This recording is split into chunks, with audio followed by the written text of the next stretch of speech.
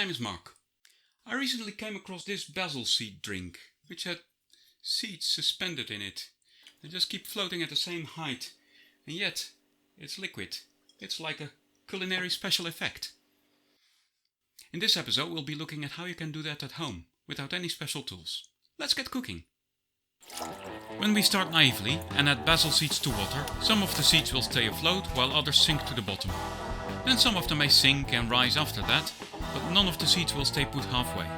I could look at this all day, but it's clear that this isn't a matter of getting the density of the fluid just right. So let's do some culinary detective work and take a closer look at the label. The label starts with water, mango juice, sugar and basil seeds. No surprises so far. It then goes on to list citric acid, which occurs in many fruits. We've used it in the previous episode to boost the flavor of our passion fruit. Ascorbic acid is vitamin C, and we all know what color and flavoring do. Sodium benzoate is a preserving agent.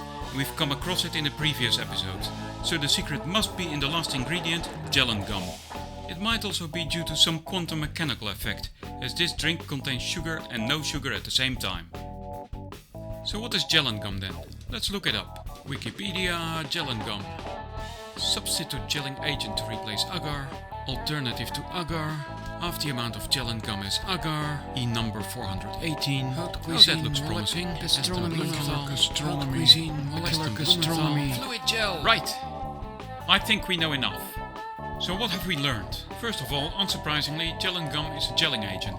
It acts quite similar to agar-agar, but is about twice as potent. You will most definitely not find gellan in your local supermarket. But agar-agar was popular in Asia long before molecular gastronomy became a thing, so I regularly pick some up on a shopping run to my local Asian supermarket. You may see it being sold as Faluda powder or China grass, and that's what we will be using now. We have also learned that the drink is not technically a liquid, but a fluid gel. There are two ways to make a fluid gel. The first way is by churning the gel as it sets, the second is by breaking up the gel afterwards. I hope you don't mind too much, but I'm going to take a slight detour to make some jelly pearls. You will need some ice cold oil for this. As long as it's liquid, the colder the better. Let's measure out about a gram of agar to 100 cc of water.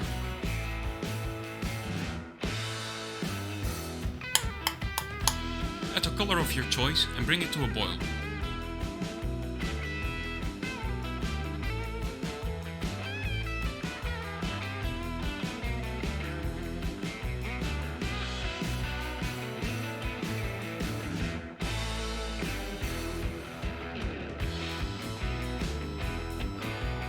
Put it in a squeezy bottle and leave to cool until near the setting temperature of agar, about 37 Celsius or 100 Fahrenheit. Then get your ice cold oil and start dripping your agar solution into it. As it cools on its way down, the drop will form a thin jelly skin. It's possible that this skin is initially too fragile to support the bubble, causing your pearls to pop. You can solve this by using colder oil, by using a taller oil vessel, by leaving your agar to cool a bit more, or by increasing the amount of agar in your jelly. After a few attempts, you will be making jelly pearls like a pro. Now for making our fluid gel. Once again, we will be measuring out a gram of agar, but this time around we will be using 400 milliliters of water, giving us a very weak gel, containing only 0.25% of the amount of water in agar. To save some time, this time we will add the agar to only a third of the water.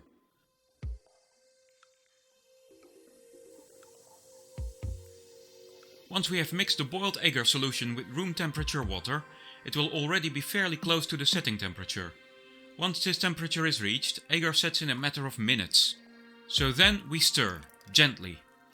Our gel will remain fluid, so how do we know when it has set? Take a look at this single basil seed.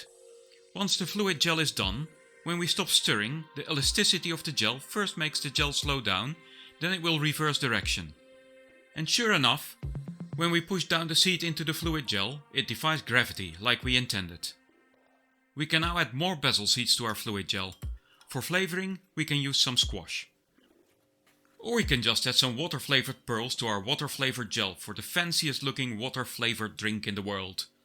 You're only limited by your own imagination. And that's all I have for you today.